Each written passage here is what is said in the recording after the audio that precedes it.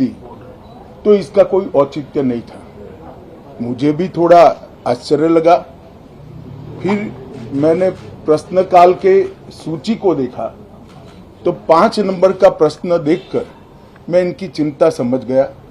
5 number के प्रश्न है राजीव गांधी फाउंडेशन के FCRA रजिस्ट्रेशन को रद्द करने के बारे में। अब उन्हीं के कांग्रेस के ही सदस्य के द्वारा ये प्रश्न पूछा गया और जवाब में बहुत स्पष्ट था। अगर मौका देते तो मैं सदन के पटल पर भी बताता कि राजीव गांधी फाउंडेशन को 2005-06 और 2006-07 के वित्तीय साल में चीनी दूतावास से 1,35,00,000 रुपए का अनुदान प्राप्त हुआ था। चूंकि FCRA के कानून और उसकी मर्यादाओं के अनुरूप नहीं था तो नोटिस देकर पूर्णतया कानूनी प्रक्रिया का अनुपालना करते हुए गृह मंत्रालय ने इसका रजिस्ट्रेशन रद्द किया था। फाउंडेशन ने अपना रजिस्ट्रेशन सामाजिक कार्यों के लिए करवाया है और ये जो राशि चीनी दूतावास से मिली इसका उपयोग भारत चीन संबंधों के विकास पर शोध करने के लिए ये पैसा दिया गया। अब मैं कांग्रेस पार्टी को पूछना चाहता हूं कि इन्होंने शोध तो जरूर किया होगा, क्या उनकी शोध में 1962 में जो हजारों हेक्टेयर भूमि भारत की चीन ने हड़प ली वो शामिल था क्या? और शोध इस पर किया तो रिपोर्ट क्या आई है? नेहरू जी के प्रेम के कारण सुरक्षा परिषद में भारत की स्थायी सदस्यता बलि चढ़ गई। इस विषय को उन्होंने शोध का विषय बनाया था क्या? और अगर बनाया था तो इसका नतीजा क्या हुआ? जिस वक्त गलवान के अंदर हमारे सेना के वीर जवान चीनियों से भिड़ रहे थे, उस वक्त चीनी दूतावास के अधिकारियों को कौन रात्रि भोज दे रहा था?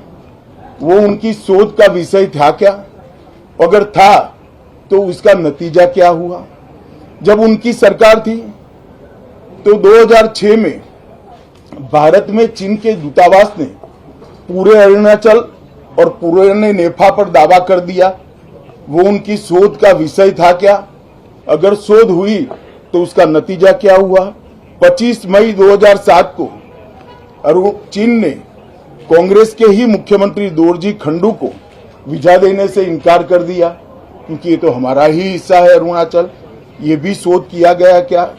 13 अक्टूबर 2009 को मनमोहन सिंह की अरुणाचल यात्रा पर चीन ने आपत्ति जताई, वो आपने जांच किया है क्या?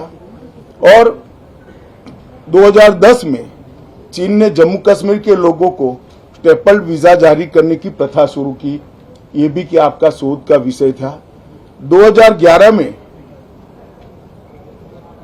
कांग्रेस सरकार ने चीन की धमकी के बाद हमारे रोड और वाइटल बॉर्डर इंफ्रास्ट्रक्चर्स का निर्माण डैम चौक में रोक दिया। ये क्यों रोका गया, इसकी भी शोध की है। मैं कांग्रेस पार्टी को पूछना चाहता हूं, ये दोगला रवैया जनता के सामने नहीं चलता है। जनता सब देख रही है। आपके परिवार द्वारा चलाया गया फाउंडेशन, उसका FCRA रजिस्ट्रेशन चीन की दूतावास से मिले हुए अनुदान से समाप्त हुआ है। आपके ही समय में हजारों किलोमीटर भूमि अवैध रूप से हमसे हड़प ली गई है। आपके ही समय में हमें मिली हुई सुरक्षा परिषद की सदस्यता आपने निजी संबंधों को बनाने के लिए चीन की भेंट कर दी है। ये सारी जनता ये सभी विषयों को जानती है। मैं इतना स्पष्ट कहना चाहता हूं कि भारतीय जनता पार्टी की सरकार है, नरेंद्र मोदी इसके प्रधानमंत्री है और जब तक भारतीय जनता पार्टी की मोदी सरकार चल रही है 1 इंच जमीन पर भी कोई कब्जा नहीं कर सकता। कल अपने सेना के जवानों ने जो 8 की देर रात को और 9 की सुबह को जो वीरता दिखाई है, मैं इसकी भूरी भूरी प्रशंसा करता हूं। इन्होंने घुसे हुए सभी लोगों को कुछ ही घंटों में वापस खदेड़ दिया और हमारी भूमि का रक्षण किया है। राजीव गांधी फाउंडेशन के FCRA लाइसेंस रद्द होने का एक दूसरा भी कारण था।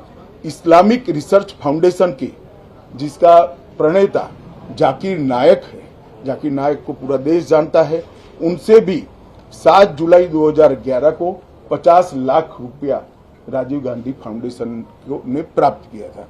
मैं पूछना चाहता हूं, राजीव गांधी फाउंडेशन के कर्ता धर्ता जो कांग्रेस की फैमिली पार्टी है उसी के सदस्य हैं, तो आपको ये पैसा जाकिर नाइक ने किस मकसद के लिए दिया था, इसकी भी स्पष्टता देश की जनता के सामने होनी चाहिए। धन्यवाद।